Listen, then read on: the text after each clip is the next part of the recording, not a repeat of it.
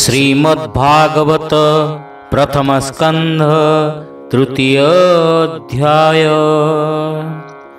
सुत उवाच सुत कहन्ति शुद्धचिते हरसे मुनिंकग्रते शुण सकल मुनिजने हरिचरित सावधाने सृष्टिर काले से मुरारी महापुरुष रूप धरी महत आदि अंगे मिशी विराट रूपे ब्रह्मराशि कलाव होई षडरस अनादि परम पुरुष बुद्धि चेतना अहंकार मन अंतरिक्ष समीर अनल जल वसुमती बुद्धि इंद्रिय जहा चिंती जीव परम ए षोडश ए आदि सृष्टि उपदेश से सृष्टि सर्ग इच्छा करी जले जोग निद्रा विस्तारी तानाभि कमलु कमल प्रकाशी आच्छादिला जल ब्रह्मा होइला तहु जात जे प्रजापतिंकर नाथ तार शरीरु सृष्ट लोक विस्तार होइला अनेक से शुद्ध सत्व विष्णु रूप जहा भी आण माया कल्प। हरि हरि बोल। ज्ञान चक्षुर द्वारे भरी जे रूप देखे ब्रह्मचारी सहस्र पाद उरुभुज शिर बदन नासा तेज सहस्र लोचन श्रवण बसन कुंडल भूषण मणिकंकण झटकंती दिशई अति रूपकांति ए सृष्टि मध्य मायाधर करई जेते अवतार ताहांक मूल विजय ही जगते ब्रह्मा से बोलाई जहार अंशा अंश बळे गगन पृथ्वी पाताले देव मनुष्य पशु आदि निगम गोचरे संपादी प्रथमे कुमार रूपे से सृष्टि उदय उपदेशे दुस्तर ब्रह्मचर्य व्रते तपसा धिला दृढ़ चित्ते द्वितीय सृष्टिर आगमे साधिला यज्ञेश्वर नामे पूर्व प्रलय काल बेले महिजे थिला रसा तले। हरि हरि बोल। तार उद्धारे नर हरि तक्षणे कोल रूप धरी उद्धरी जड़े बसाइला बराह कल्प बोलाइला तृतीय ऋषि सर्गे हरि नारद मुनि रूप धरी कृष्ण भक्त जनहित निष्काम शास्त्र कले उक्त चतुर्थे जन्म धर्म कला देव उद्देश्य कर्म कला से रूप नर नारायण सृजिले धर्म आचरण तपसाधिले दृढ़ चिते सृष्टि कल्पना अभिमते पंचमे सिद्ध अवतारे जन्मिले कर्दमर घरे नामे से कपिल बोलाई पिता मातांकु ज्ञान कही षष्ठे से अहि पुत्र होई अनसूयांकु माता पाई प्रह्लाद आदि दैत्य गणे ज्ञान कहिले जणे जणे सप्तम सर्गे नरहरि आकुति गर्भे अवतरी अनेक ज्ञान शास्त्र कले स्वयंभू मन्वंत्र पालिले अष्टमे नाभि गृहे जात ऋषभ मेरु देवी सूत अति कठोर तप कले ज्ञानी की पथ देखाइले। नवमे पृथ्वी रूप धारी बड़े दुहिले वसुंधरी। क्षीरे धरणी कले सम नाम बहिले उषतम। दशमे मत्स्य रूप होई नाव प्रलय जले बाही। प्रलय जले बिहरिले रविर वंश को रखिले। एकादशरे चक्रधर जे रूपे जन उपकार। इंद्रर अर्थे देवासुरे क्षीर समुद्र मंथिबारे। कपटे कूर्म रूप होई मंदर गिरी पृष्ठे बही। द्वादश सर्गे विश्वकल्पे जन्मिले धन्वंतरी रूपे। अमृत क्षीरार्णवुआणी देवंकु पियाइले पुणी। मोहिनी रूपे त्रयोदशे शंकर मोहे काम बसे। हरि हरि बोला। चतुर्दशे सिंह बपु बिरारे हिरण्यकशिपु। वामन रूपे पंचदशे बलिकी छलिले विश्वासे। षोडश अवतारे हरि परशुराम रूप धरी।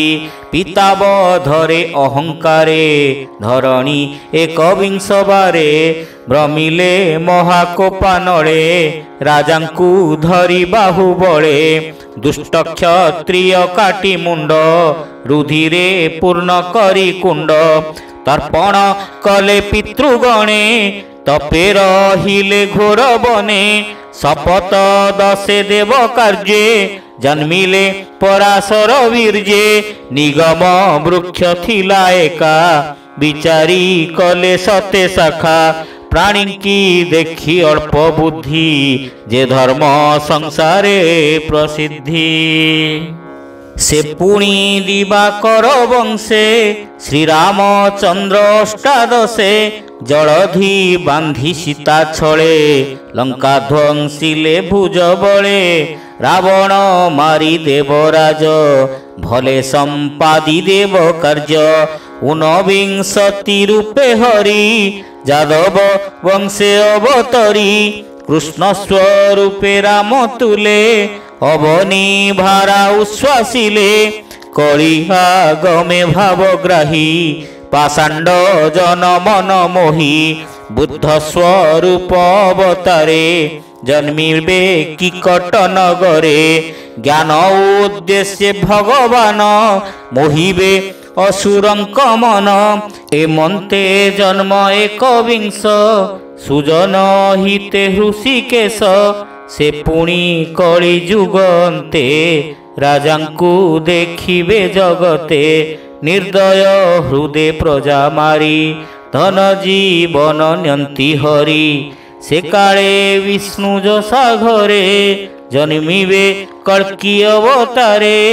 मनहु बेग बलवंत अश्व आरोही जगन्नाथ। सुनंद खड्ग करे धरी दुष्ट राजांकु बेगे मारी। अळप राजा जन देश दयारे करीण आश्वास। हरि हरि बोला। से सत्यनिधि मायाधर अशेष करे अवतार। यथा जिमुत वृष्टि जले सहस्र नदी महितले। ऋषि देवता मनु राजा जे मनुपुत्रे महातेजा। ए आदि जेते प्रजापति कृष्णर अंशे जात हंती। के अंश के बा कला होई विभूति गुणे के जन्मई। सकल अवतार सार कियबा देवा पटांतर। नीलजी मुत चक्रधर स्वयं श्री कृष्ण अवतार। ଏମନ୍ତେ ନାନା ରୂପ ଧରି ସଂସାରେ ରମେ ନର ହରି ଦୁଷ୍ଟର ତେଜେ ତେଜେ ହରି ସଂସାରେ ଖେଳଇ ମୁରାରି କୃଷ୍ଣର ଜନ୍ମ କର୍ମ ବାଣୀ ଯେ ଏହା କର୍ଣ୍ଣ ପଥେ ଶୁଣି ରାତ୍ର ଦିବସ ମଧ୍ୟେ ଯେବେ କାଳ ବହଇ କୃଷ୍ଣ ଭାବେ ସେ ଦୁଃଖ ସଙ୍କଟୁ ତରନ୍ତି ଜନ୍ମ ମରଣେ ନାହିଁ ଭ୍ରାନ୍ତି ଏମନ୍ତେ ନାନା ରୂପ ଯେତେ ବିଷ୍ଣୁ ଧରନ୍ତି ଏ ଜଗତେ ସ୍ୱଭାବେ ରୂପ ଯାର ନାହିଁ ନିର୍ଲେପ ନିରଞ୍ଜନ ସେହି ମାୟାର ଗୁଣେ ବିରଚିତ ମହତ ଆଦିରୁ ସମ୍ଭୂତ ଯେମନ୍ତେ ମେଘେ ଶୂନ୍ୟ ଥାନ୍ତି ପବନ ବଳେ ସେ ଉଡ଼ନ୍ତି ପାର୍ଥିବ ରେଣୁ ଏ ଯେମନ୍ତେ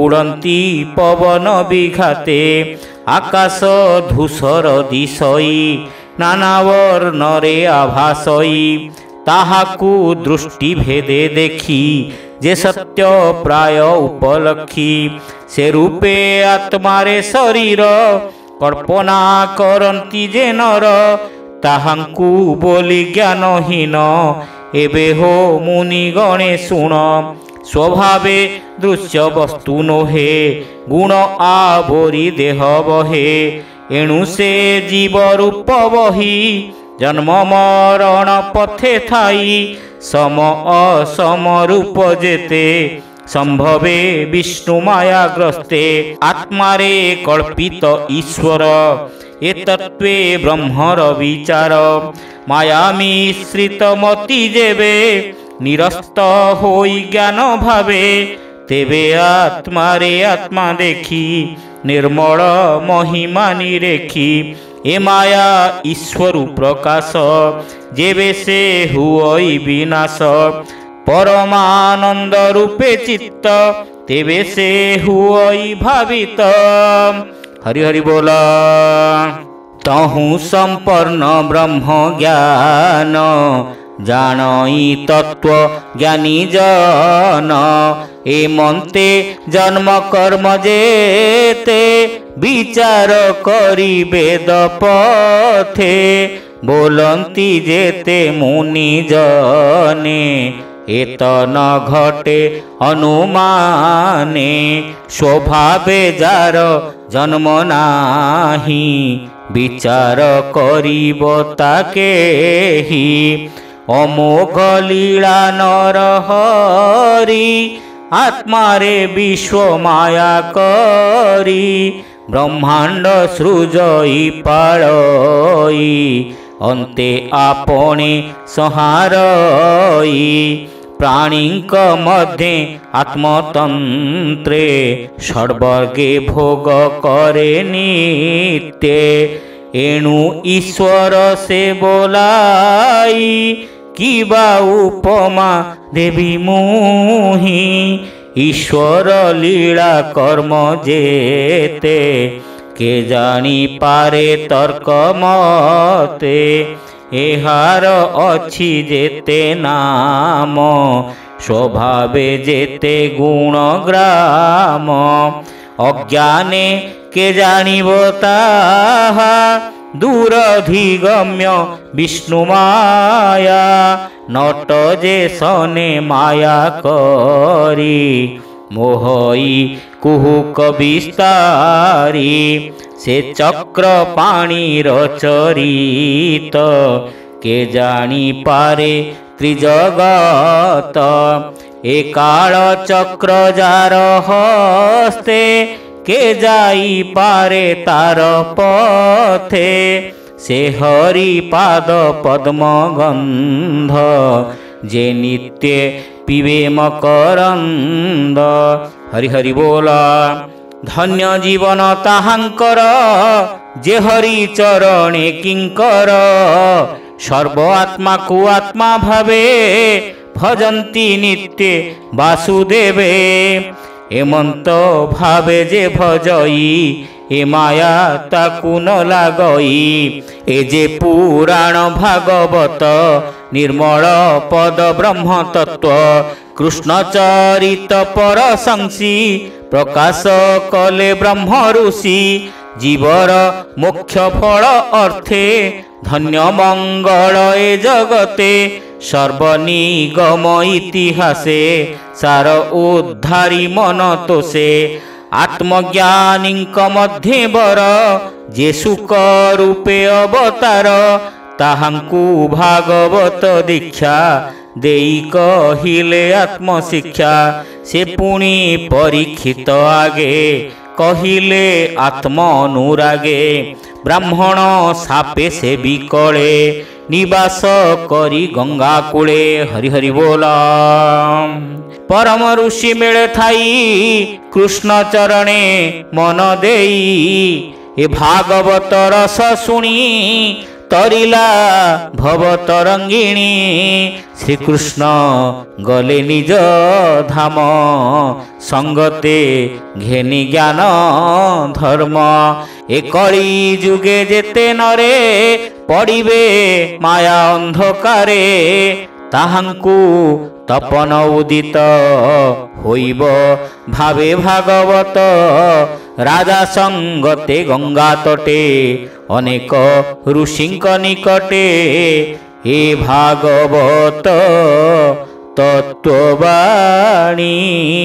सुख मुनिंक मुखु शुणी जानिली सुख अनुरागे एबे कहिबा तुम्भ आगे ए भावे चिंती नर हरि घोर संसारु जीवा तरी बोलई दास जगन्नाथ सुजन हिते भागवत बोलई दास जगन्नाथ सुजन हिते भागवत। इति श्रीमद्भागवते महापुराणे पारमहंस्यां संहितायां प्रथमस्कन्धे नैमिषयोपाख्याने तृतीय अध्यायः।